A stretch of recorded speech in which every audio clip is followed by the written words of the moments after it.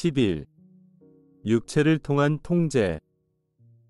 상승 마스터들은 미묘한 딜레마에 직면합니다.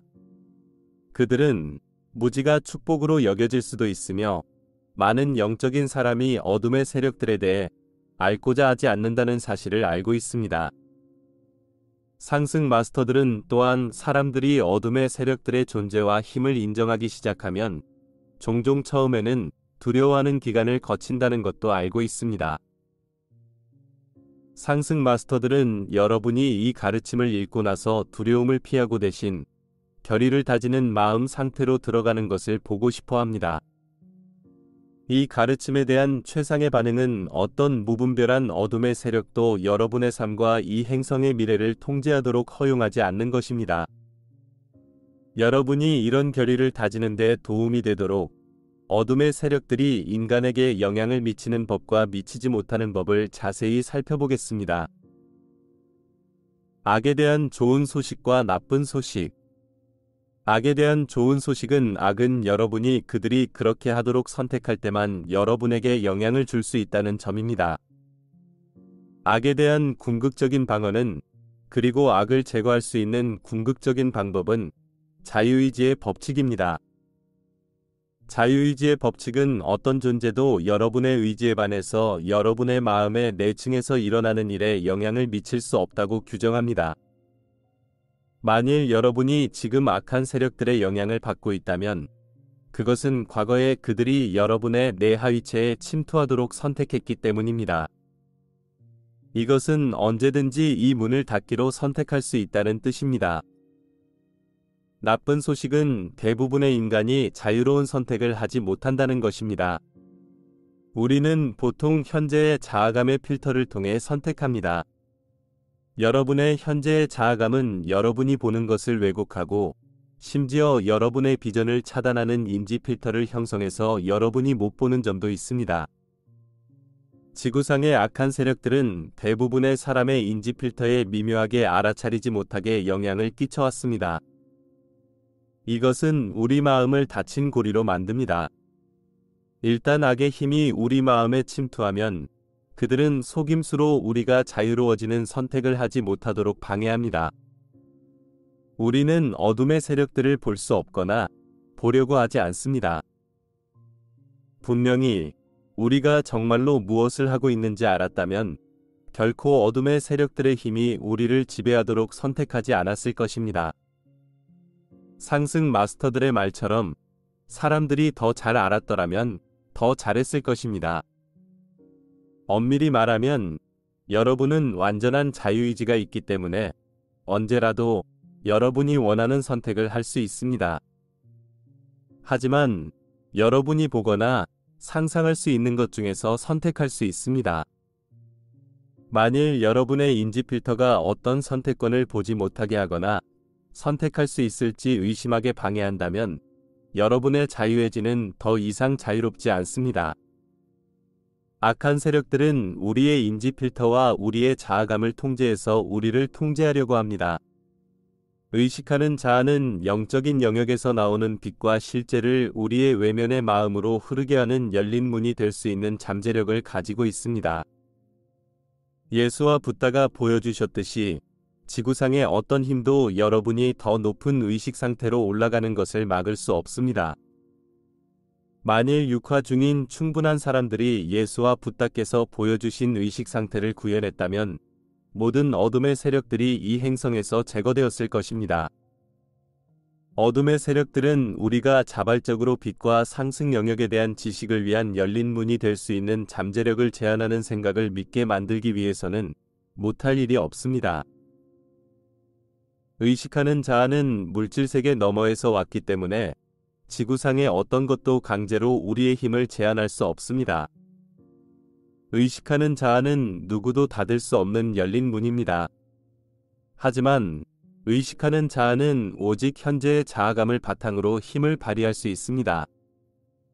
우리의 자아감을 제한하는 것이 악한 세력들의 1차 과제입니다. 악한 세력들이 물질, 감정, 멘탈, 정체성 층에서 우리의 창조력을 어떻게 제한하는지 살펴봅시다. 물론 여러분이 어떻게 대처할 수 있는지도 살펴보겠습니다. 우리는 물질적인 존재가 아닙니다. 물론, 물질층은 내 영역 중 가장 낮습니다.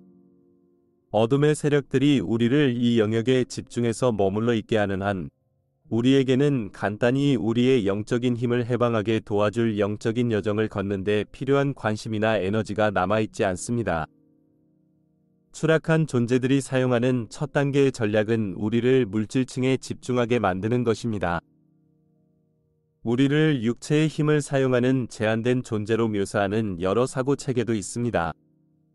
종교 분야일 수도 있는데, 한 예로 그리스도교는 우리와 영적인 영역 사이에는 격차나 장벽이 있다고 합니다. 그들은 여러분이 외부의 무언가를 통해서만 영적인 영역에 접근할 수 있다고 말합니다. 내면에서 직접 접근하지 않고 말입니다. 그리고 그 때문에 교회와 목사가 필요합니다.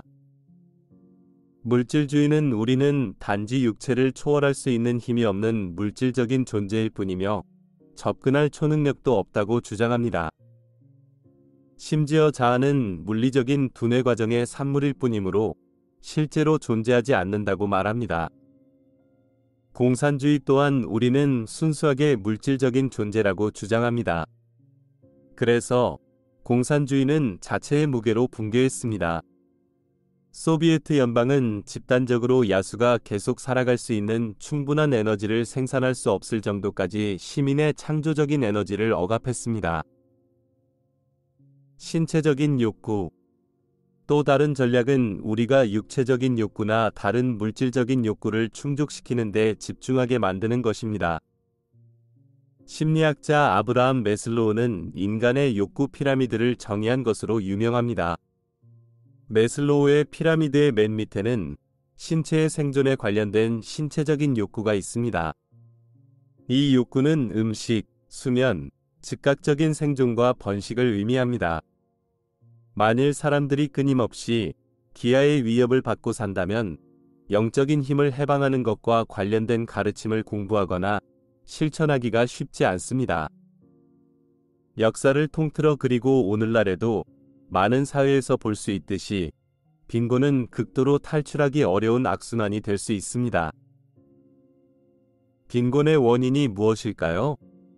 추락한 존재들은 빈곤의 원인이 자원 부족이라고 믿기를 원합니다.